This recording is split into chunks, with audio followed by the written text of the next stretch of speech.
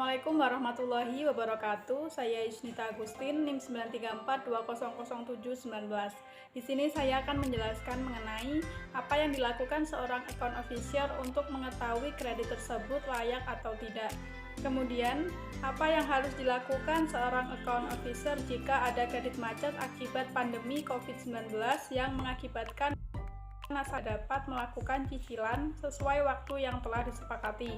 Berikut penjelasannya. Untuk mengetahui kredit itu layak atau tidak, account officer mengadakan survei lapangan terhadap keadaan usaha nasabah, jaminan dan karakter atau perilaku nasabah, atau bisa disebut sebagai prinsip 5C yang diterapkan oleh bank sebagai alat pertimbangan kelayakan kredit calon nasabah. Beberapa prinsip analisa kelayakan kredit yaitu 1. Karakter, 2. Kapital, 3. Capacity, 4. Condition, dan 5. Kolateral. 1. Karakter. Analisa ini dilihat dari segi kepribadian atau karakter calon peminjam atau nasabah. Caranya dengan mengumpulkan serangkaian informasi dari nasabah dan beberapa bank lain tentang perilaku calon nasabah dan juga tentang ketertibannya dalam membayar kewajiban pada bank lain. Yang kedua, kapital, yaitu terkait akan kondisi aset dan kekayaan yang dimiliki calon peminjam. Nasabah yang mempunyai sebuah usaha, bank harus menganalisa modal yang dimiliki oleh calon nasabah. Apakah struktur modalnya baik atau tidak? Kemudian yang ketiga, capacity. Bank wajib menganalisa kemampuan calon nasabah dalam membayar kewajibannya kepada pihak bank dengan cara mengetahui bagaimana dia memimpin perusahaan atau mengelola usahanya. Faktor ini juga menentukan kemampuan membayar cicilan pinjaman seseorang kepada bank, seperti apakah nasabah tersebut pernah mengalami sebuah permasalahan keuangan sebelumnya atau tidak. Kemudian yang keempat, condition. Analisa ini meliputi analisa terhadap variabel makro perusahaan, baik variabel regional, nasional, maupun internasional. Dan yang kelima, kolateral. Umumnya semakin besar nilai agunan atau jaminan yang diberikan untuk pengajuan pinjaman, maka akan semakin besar pula poin penilaiannya.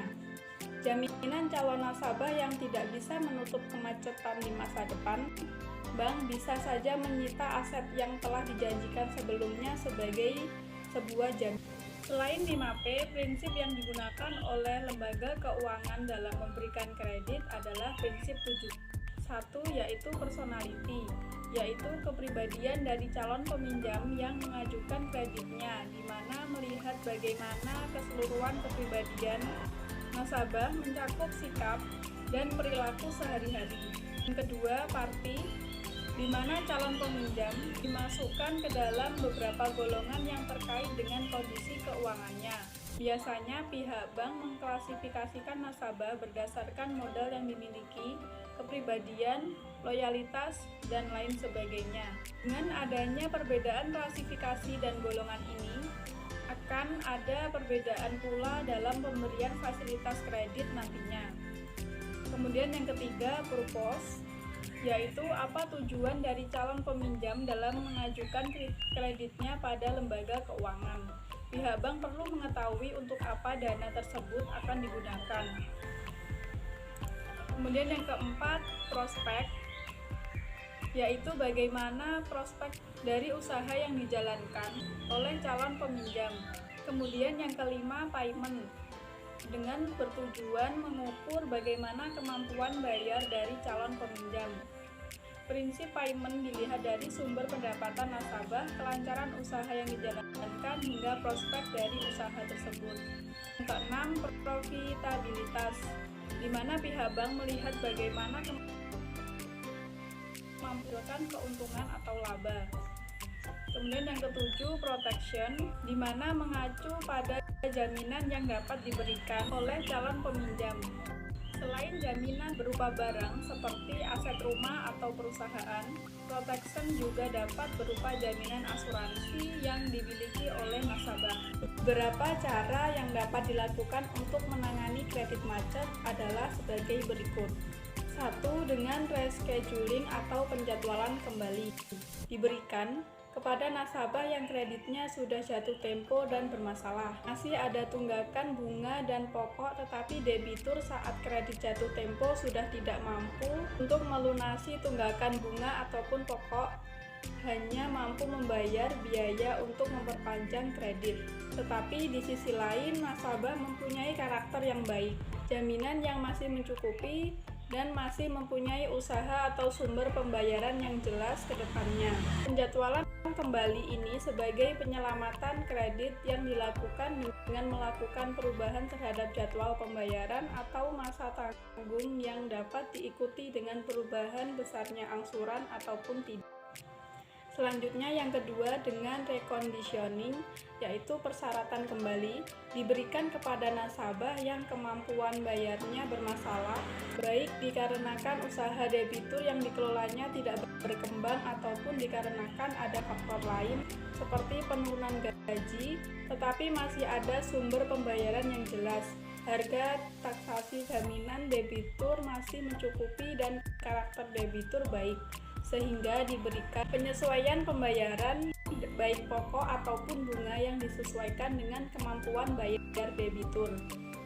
Penyelamatan kredit dengan mengatur persyaratan kembali yaitu meliputi perubahan terhadap sebagian persyaratan atau keseluruhan persyaratan kredit. Tidak hanya menyangkut jangka waktu dan besaran angsuran pokok bunga.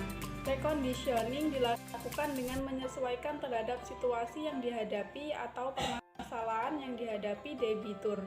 Selanjutnya yang ketiga dengan restructuring atau penataan kembali, merupakan penyelamatan kredit yang diberikan apabila kredit debitur sudah jatuh tempo namun debitur tidak mampu melunasi sisa tunggakan debitur, maka debitur diberikan perpanjangan jangka waktu untuk melunasi sisa dari tanggungan debitur. Dengan pertimbangan debitur, usaha debitur masih jalan atau debitur masih bekerja, karakter debitur baik, dan jaminan masih mengcover.